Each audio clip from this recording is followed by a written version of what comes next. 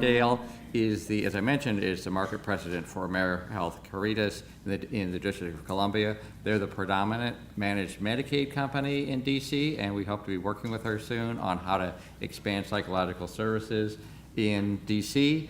She has a Master of Science degree in Psychiatric Mental Health Nursing from Catholic University, which is just about a mile north of here. And I'd like to let you go ahead and talk about what AmeriHealth is doing. A challenge sometimes when you've been listening to a number of people talk about the same topic is then you have to say something else, right? Or else everyone's looking at you like, didn't I already hear that? So I'm going to change a little bit what I'm talking about to give you examples, right? Rather than just telling you the concepts and strategies, but give you a few examples if that's okay. So I'm going to move this a little bit because maybe all right. You can hear me okay? All right, so the first is to tell you a little bit about AmeriHealth. I'm very pleased to work for a company where care is the heart of our work. Doesn't mean that every day we get everything right, but our purpose is absolutely linked to the person, right? And that person being our member, your patient, and ensuring that what we do is going to meet their needs. Those we serve in the District of Columbia, which is about 100,000 persons, are oftentimes living in environments. If you look at the Ward 7 and 8, where about 55,000 of our members live, they're in a high barrier, high-risk environment that makes their physical and mental well-being more challenging. And so I was very pleased to see that DCPA was awarded a $45,000 grant to look at increasing access, right, to Medicaid recipients. I'd be very interested to see what the results of that research or work is, because not only is there the issue of stigma, but there's the issue of not being able to just go around the corner in your own neighborhood and find a provider. And we would see, I believe, a lot more improvement in the health and well-being, especially of our children here in the district, if services were more accessible where they live, eat, work, and play. And with most Medicaid plans, we're serving primarily women and children. And for our population, it's a lot of persons from 6 to 45 years old. One of the wonderful things about working in the district is that the district has really wonderful coverage when it comes to Medicaid. We cover the full range of services in behavioral health under the Medicaid Managed Care Program. The Department of Behavioral Health provides all the other community-based services, and we also have a pharmacy benefit. For those of you who may not be intimately familiar with how the medical system in the district or the payment for services is structured, I want to give you just a quick tutorial so that you understand the opportunity for psychologists. So the Medicaid program has the fee-for-service component, which is run by the district. That's the aged, blind, and disabled. And then under managed care, there are two components. There's the Medicaid component, which means the payment is matched by the federal government, and in the district, it's a pretty good match at 70%. And for about the past 16 years, we've had a program that's funded by district taxpayer dollars, which is the DC Healthcare Alliance program. So those persons who do not qualify for Medicaid, but by virtue of their income, being a district resident, and their family size, can still have coverage. In the district, we have approximately 94% of people having access, right? And then there's also the exchange. So pretty much most people in the district have the ability to get really good care. What we need is a robust enough network of providers who are willing to see these people, and some of the things that we've talked about in terms of practice transformation that supports that whole person getting all the care that they need.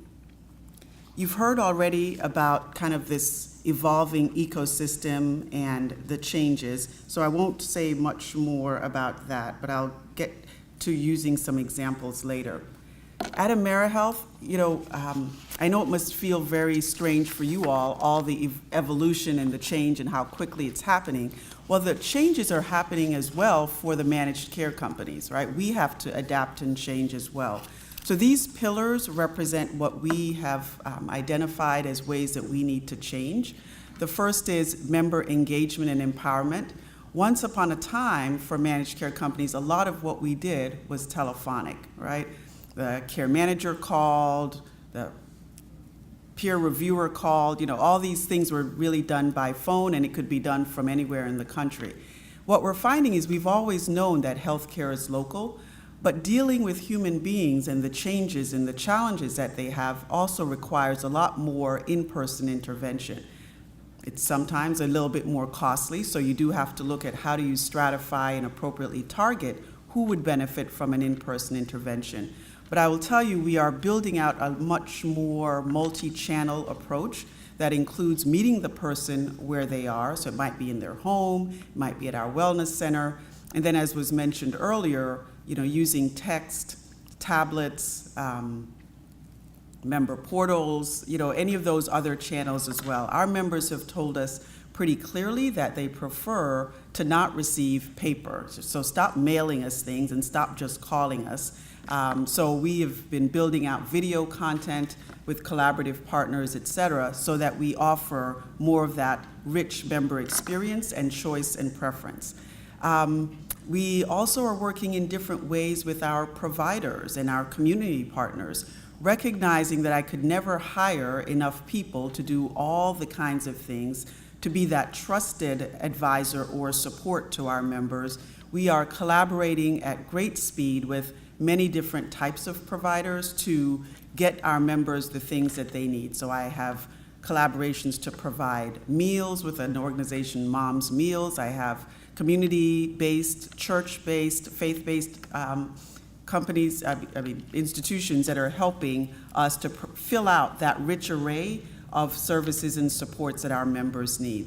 And you've heard about the informatics piece. So what I would add here is we are taking a model of democratizing data, which is it doesn't make any sense for the health plan to have all the information, but rather we are, with intention, sharing relevant clinical information with our providers so that they know what we know. The example I would give that's important to cost containment is to share with you, you may not know that someone that you're seeing is going to the emergency room twice a month, right? You may not know that they are not picking up their prescriptions for their medical condition, which may be confounded by the fact that they are quite depressed and just don't have the energy to deal with their chronic condition. Us sharing that type of information with you helps you to augment and refine your treatment plan so that you can be engaged with your patient around those types of issues. And so one of the things we've learned over the past 3 years of doing a lot of the clinical data sharing is that sometimes providers don't know quite what to do with it, right? So I now have a member of our team who provides tailored technical assistance. So if you're that large group practice with a panel of about 1,000 of our members or your patients, that may seem like a lot of information when we start pushing to you who the high utilizers are or who are the people who are not picking up their medications. So we have someone who will help to create that bridge.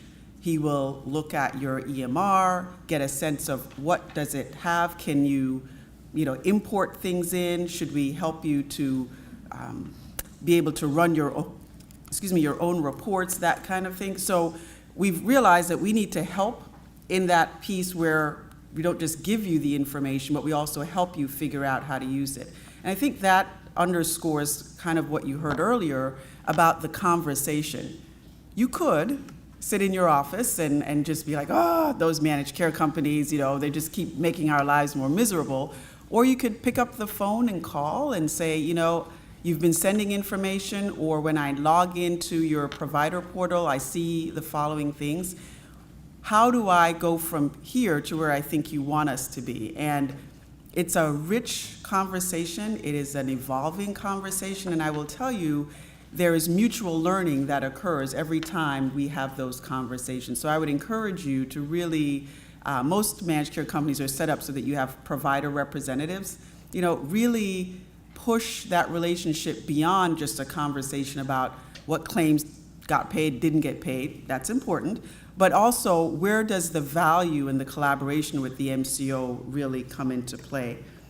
The piece around integrated care management, what I would highlight here is that we are here to help, right? So if you are challenged by a Medicaid member, your patient, that is not showing up for appointments, that's worthy of a phone call, calling us and saying, this person hasn't shown up, because then we can have our team come into play and work to figure out what's going on. It might be this person needs more reminders, it might be a transportation issue, but if we don't know, we don't know, right? So view the care management as a support to you. You may not have a practice that has all the administrative support to do all the additional things that we're able to do. So we can work together to make sure that our members, your patients, are getting everything that's needed.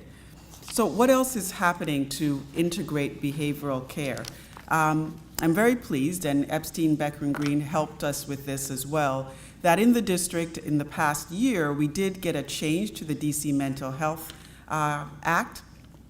It was the Behavioral Health Coordination of Care Amendment of 2015.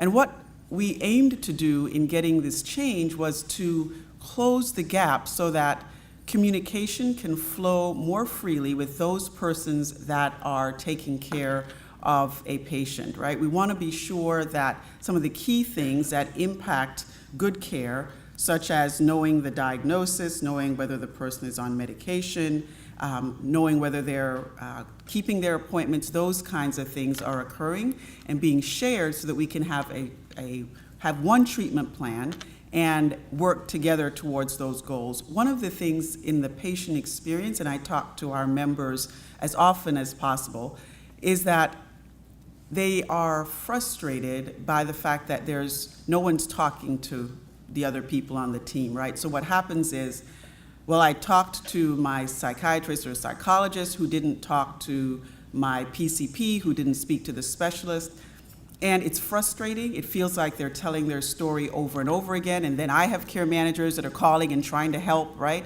And it feels like quite a discombobulated mess.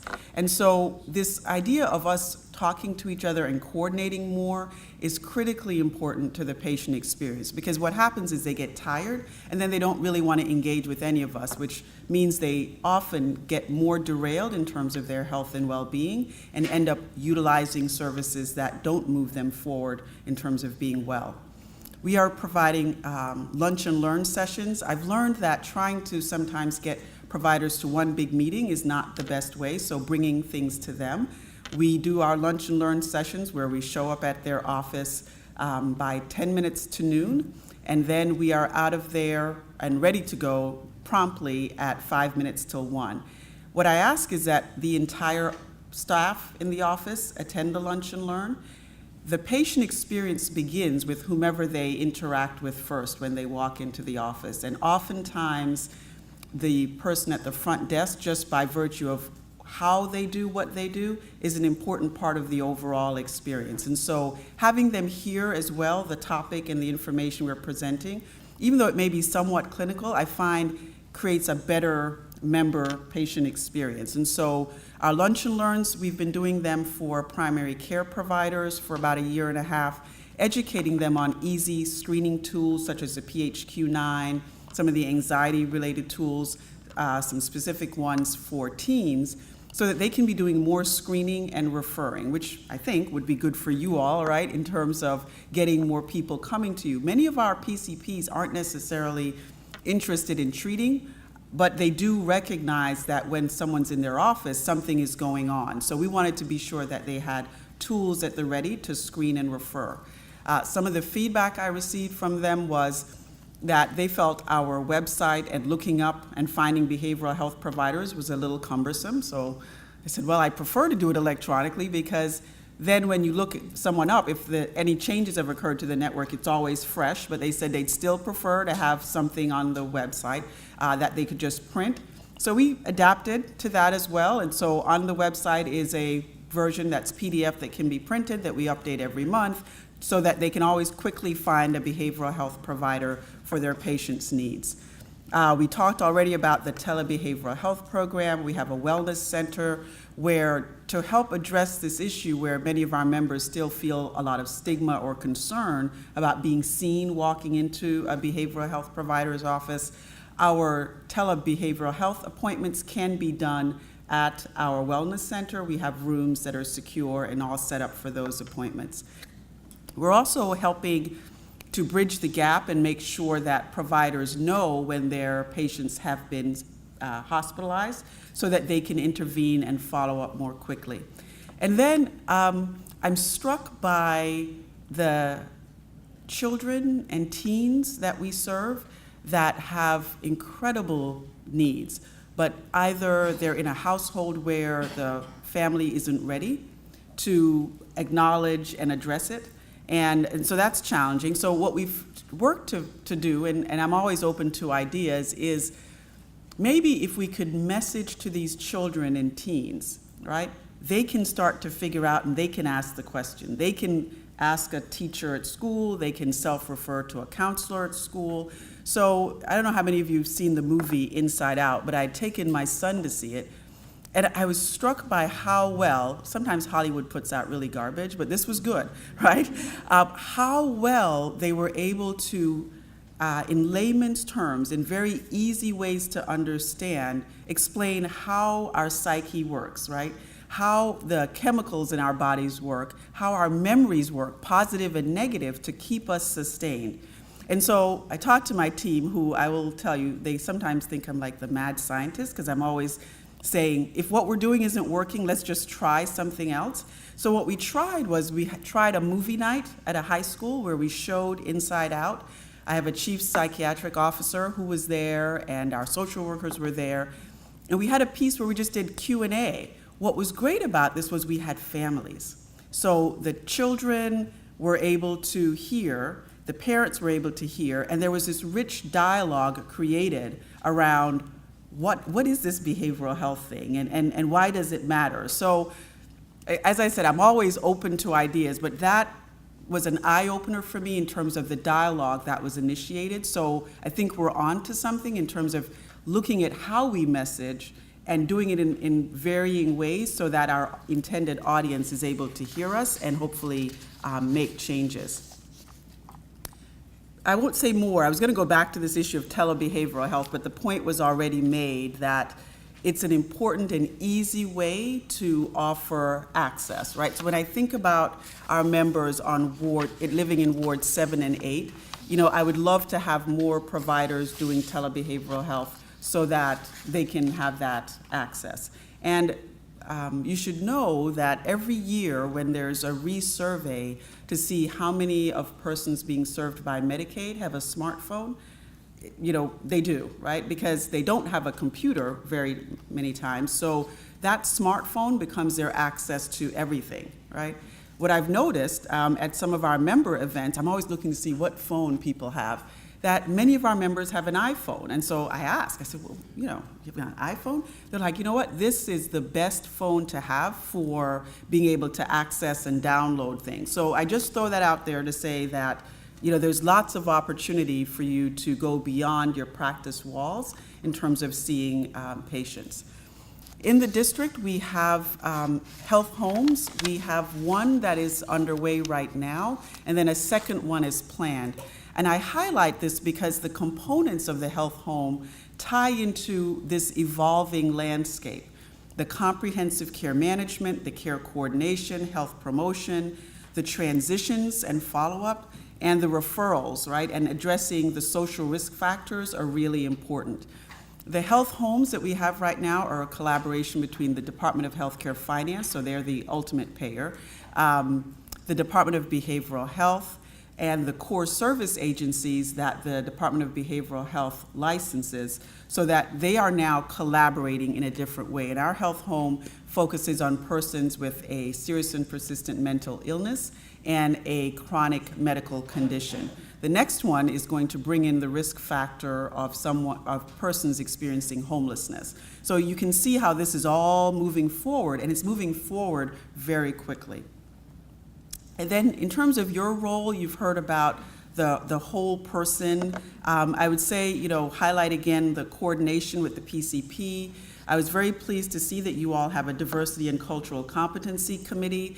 That is so important. In the district, if you think back to one of the slides where I talked about our 4 pillars, intentionally I put up pictures to represent the diversity of the district, right? And so what we have are primarily persons who are African American being served by Medicaid, but we have a growing population who was born in Ethiopia, so they're here, first generation, and having children, but still maintaining very much their culture. And what I want our providers to do is to see culture as an asset, right? So I want you to understand the culture and how do you incorporate that culture or ask the right questions to better understand so that the treatment you provide is in that cultural context. I will tell you that, again, I have a lot of opportunities to talk directly with our members. And so we had one of our sessions focused on behavioral health. And we had several families of Ethiopian descent. And so the question was, we did a role play. I wanted them to ask someone else or convince someone else at the table that they should go for a behavioral health appointment. So I gave a couple of scenarios about the person is crying a lot, they don't seem to be eating, they told you they're not sleeping very well. What would you do to convince that person to get help? So one of the Ethiopian families said, well, I would first tell them to go and talk to someone at the church, And I said, but they've got all these symptoms. What if they need medication? And he said, no, you always go and talk to someone at the church first, right? And so, it was a big eye-opener for my care management team because very often they call and they jump right to, well, may I help you to find a behavioral health provider? And they're not listening for that piece, right? So what if you said, yes, absolutely, or you even said, is there someone at your church that you would like to speak with? And when do you think you might be able to do that? So then you and I can touch base and see where we go from here. You see how that's a different person-centered approach based on cultural knowledge and competency, right? So I can't underscore enough the importance of that. We have a growing Latino population in the district, primarily from El Salvador, and a whole nother set of beliefs and concerns about behavioral health, right? So we need to be sure we understand or are grounded in how we approach that. One of the things our members tell me is that they use the word or a set of words that gives me the sense that they are offended sometimes by the lack of sensitivity to where they're coming from culturally, right? So what happens then is when we don't realize that we have offended someone and we just continue on, and then they shut down and they don't want to interact with us, we're confused, right? So I share this just to say it's really important to do that homework and get that understanding. If you don't have that understanding, ask questions, because very often, more often than not, I find people very willing to share the perspective and the lens through which they view behavioral health. We just have to ask. Helping to address the social risk factors, we have a resource guide. We are always sharing that type of information. Again, you don't have to use the resource guide. You could always call and talk to our care manager, and we will facilitate getting the member, your patient, what they need, but you have to call and tell us, or fax. We have a form called Let Us Know. You can just fax it back to us and we'll take it from there and report back how things went. One of the things I've heard from providers is, so we referred, we don't know what happened, and so I'm always pushing my team to be sure that there is follow-up so that the providers are aware. And then, example of social risk factors? oh, sure. So many times there might be food insecurity. Someone can't focus and address their other needs when they're concerned about being evicted, right? They may be living in a shelter now and have a whole host of concerns about their belongings, their well-being. So, making sure that, and sometimes people are a little embarrassed to tell you all of that. So just being sure that you're asking about those things and then helping to either make the referral to the managed care organization or make the referral directly to a soup kitchen or, wherever might be able to address their needs. And then something near and dear to my heart is access, right? So I find that sometimes people only want to have hours from 9 to 5, and I know work-life balance is important, but many of our members who are served by Medicaid work. The district goes up to a very high level on the federal poverty, right? We have always invested here in making health care available. So our members have jobs, and it may not be the type of job where you get to take off during the day to go for your appointment, right? So having evening hours, Saturday hours, especially from 10 to 2, that really is, it makes access much more available and easy for our members to have. You've heard about the collaborative model, so I won't belabor that. What I will say is that it is so important to us that these collaborative models happen that I'm always trying to figure out how to help it to happen, right? So currently with one of our behavioral health providers, we provided them with a list of 4 practitioners that we thought might be good partners to co-locate or to work with around referrals and all those types of things. So we are happy to help facilitate that because it's so important to where we're headed. And then, why collaborate? Why it's so important to us is that we know that collaborative practice has improved outcomes. And when we think about the person who has complex medical conditions, doesn't even have to be complex behavioral health conditions, major depression and anxiety, when it's comorbid with a chronic disease such as diabetes, hypertension, congestive heart failure, people derail so very quickly, right? When there's not that coordination, communication, mutual treatment planning, interim discussion about whether things are working or not. When that doesn't happen, the cost of care per episode is just off the chart, right? And the cost to the human being impacted is just huge. And what we find is that person tanks very quickly. If this is a mom, and in our situation it's often a mom who has young children, then the entire family is destabilized, and now we have to create a stronger and a more urgent response to move things forward again. And so rather than get things derailed, I say we need to talk to each other, collaborate, and get things moving forward. In terms of HEDIS, just for perspective, so most managed care companies have to be NCQA accredited. That's kind of that gold seal that says that you are focused on quality. And so I gave you here just a subset of the NCQA measures. You can look up for yourself the full measures.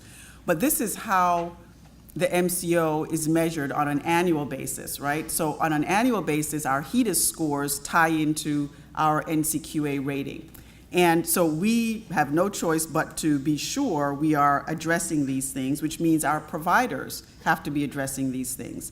And what we've used in terms of our behavioral health piece is that we're using this as our basis for our value-based opportunity. So to the extent of what you've kind of heard already, to the extent that you are meeting these measures for the population or your panel, then we say, well, let's get some baseline data. So if you've been our provider for a while, we can always just retrospectively get the baseline data. We have a conversation where we show you what your baseline is. I prefer, even though it makes some people a little uncomfortable, but I prefer to show you your baseline data in comparison to your peers, because otherwise you don't know where you really are. And so I even my team goes, oh, they hate when you show that. But that's okay. That just says here's the opportunity for you where you need to improve, and we're here to partner with you to help you get there. So we show you that information, and then we talk about going forward. In the first year, I generally suggest, unless you really have been doing this already, that that it's just upside, right? And it can be upside only for as long as you want. So if you are meeting those measures, it's something like if you are, let's say 10% improvement over baseline, you would get 100% of what we've set aside.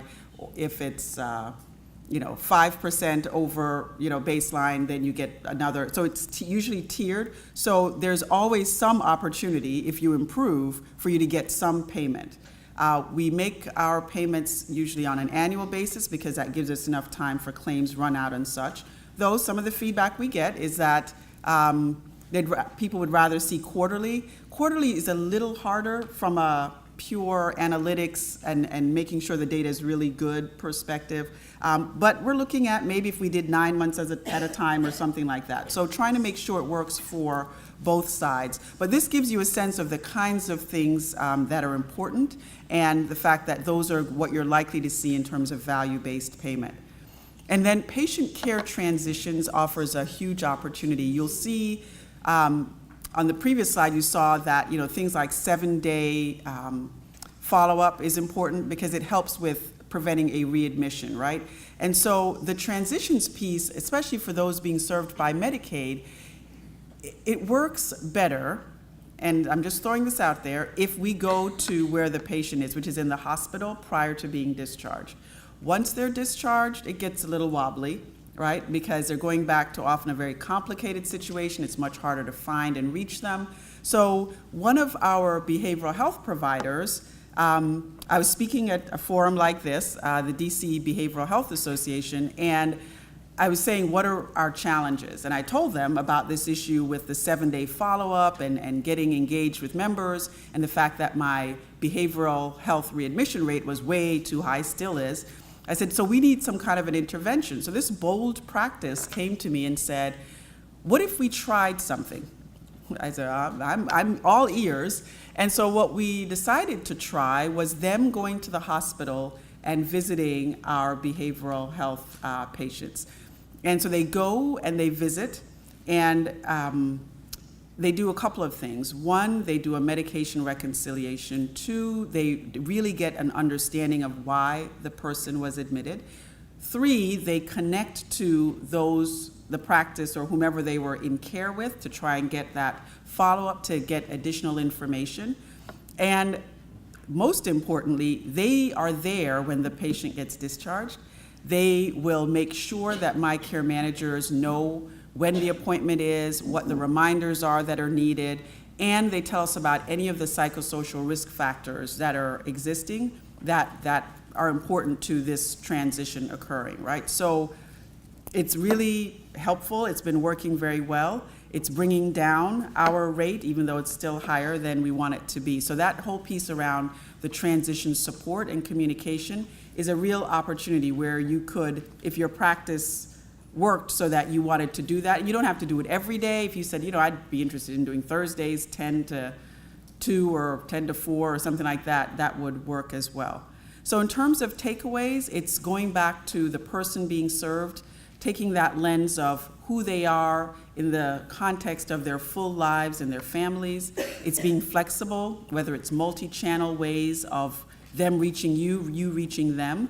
It's focusing on your full panel. So if you have 50 people that have major depression, what else do you know about them, and how are they improving in terms of medication adherence? Are they going to the emergency room? Are they getting hospitalized? And of course, the health plan is interested in paying you to address those measures. And one of them that's a key opportunity that I find that people haven't quite gotten their heads wrapped around is the discharge transition. Because most managed care organizations are being judged as well in their pay for performance in terms of their readmission rate. So that's it. Thank you.